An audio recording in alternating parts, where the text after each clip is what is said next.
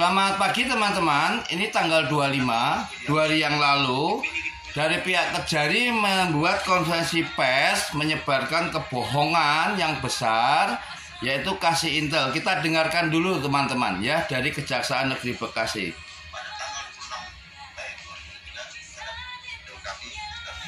Ini teman-teman yang menyatakan bahwa berkas sudah lengkap.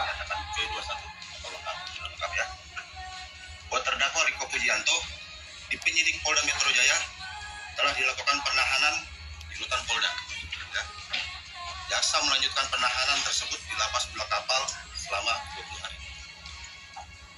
Pada tanggal 26 Mei 2023 terdapat surat pernyataan dari Indra Mahputra selaku kuasa hukum.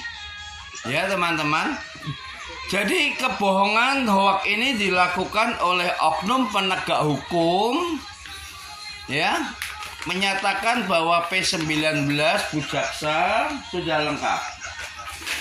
Ya, kita buka, kita bedah kebohongan khususnya tentang sertifikat rumah tanah kami, ya.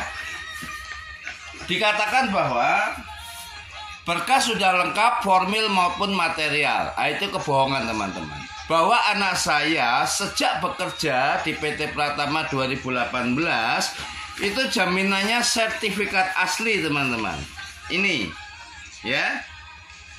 Ini sertifikat asli yang sudah menjadi barang bukti di Polda Metro Jaya.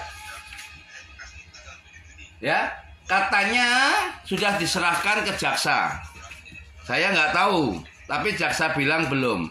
Dengan adanya ada sertifikat tanah kami, anak saya tidak layak dijadikan tersangka karena ini bukan pidana. Ya, ini perdata teman-teman. Jelas. Ini didukung dengan surat perjanjian. Ya, dari Notaris Suparno Bogor. Yang menjelaskan bahwa, saya bacakan ya teman-teman di pasal 5 ya, isi perjanjiannya, bahwa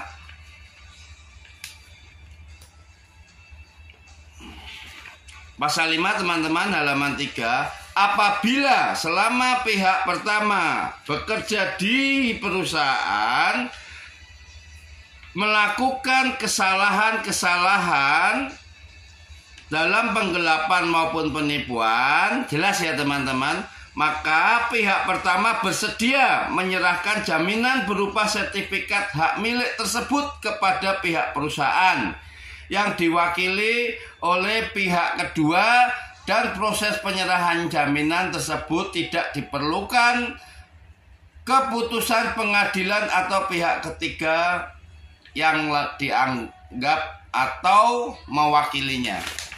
Ini jelas teman-teman. Kenapa bisa bilang lengkap Pak kasih intel? Ada perjanjian notaris, ini tanda terimanya teman-teman, ya. Jadi ini bukan pidana Pak kasih intel. Ibu Jaksa Dona. Bukan. Ini adalah penggelapan pajak yang dilakukan Dedi dan Riko pembela pajak yang akan bongkar. Jangan ditutupi. Kalian ini penegak hukum, digaji oleh negara. Baju, mobil, seragam Anda dari hasil negara, Pak Yadi. Kasih intel. Pening saya teman-teman ini. Kriminalisasi yang luar biasa kejam ini. Anak saya hampir dibikin lumpuh kalau tidak segera saya tangani. Jelas ini perjanjiannya. Dan lagi teman-teman, hoak yang kedua, penggelapan 430 juta itu bohong teman-teman. Bohong itu. Anak saya sudah mentransfer di buku hasil investigasi Mabes Polri teman-teman. Ini dia. Ini Pak Yadi, lihat ini. Saya dapatkan ini. Ini satu buku nih, hasil investigasi Mabes Polri. Propam, Pak Kadif Propam, terima kasih. Bapak Irjen, Sahat, Bapak Karowaprop, Bapak Kapolri Listio Sigit yang sangat saya muliakan, terima kasih. Pak Kapolri membentuk tim yang bekerja secara profesional, dipimpin oleh Bapak AKBP David. Terima kasih, kalian hebat membuka ini yang sudah ditutupi. Ya, kata si Pak Roganda Polda Metro, semua berkas sudah diserahkan ke jaksa. Namun jaksanya memaksa P21. Jadi siapa nih yang menjadi pengkhianat negara? Teman-teman bisa menilai. Mana yang betul saya nggak tahu ini. Oke ya teman-teman, kita buka di halaman 134 terkait dengan 430 yang digelapkan Riko. Ini apa? Saya tuh, ini gila ini nih. Kriminalisasi. Aduh, anak saya bela negara loh, dibuat kayak gini teman-teman. Ini teman-teman, ini hasil investigasi Mabes Polri. Halo Pak Yadi, jangan bercanda. Aman, ini jangan bercanda. Lengkap apanya? Ini 430 juta udah ditransfer oleh anak saya. 400.593.000. Jadi sisa kerugian fiktif 29.500.000.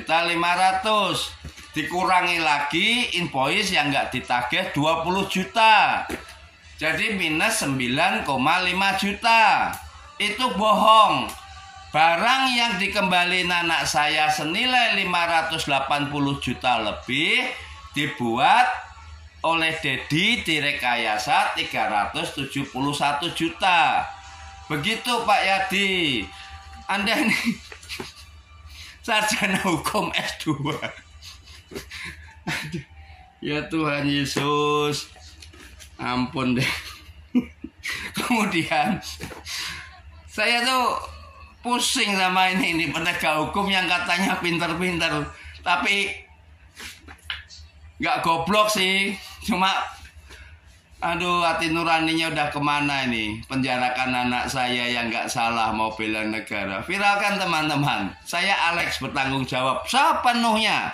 Ya. Kemudian tentang tadi disebutkan bahwa 5 petunjuk jaksa ke penyidik sudah dilengkapi. Itu bohong.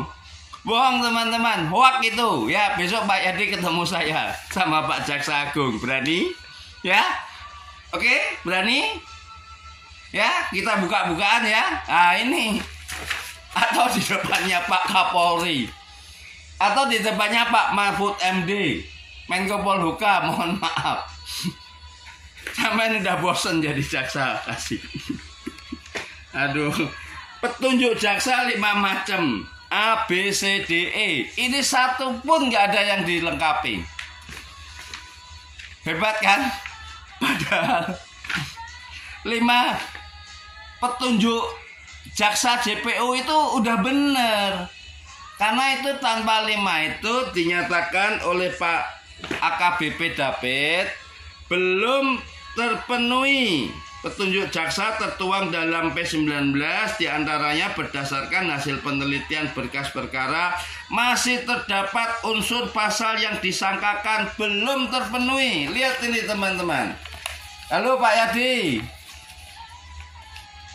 Amin, sana ke Mabes Propam sana ngomong kalau udah lengkap ini. Ya. Belum, tetapi karena desakan jaksa tanggal 20 sekitar 20 April sehingga ya ini belum lengkap.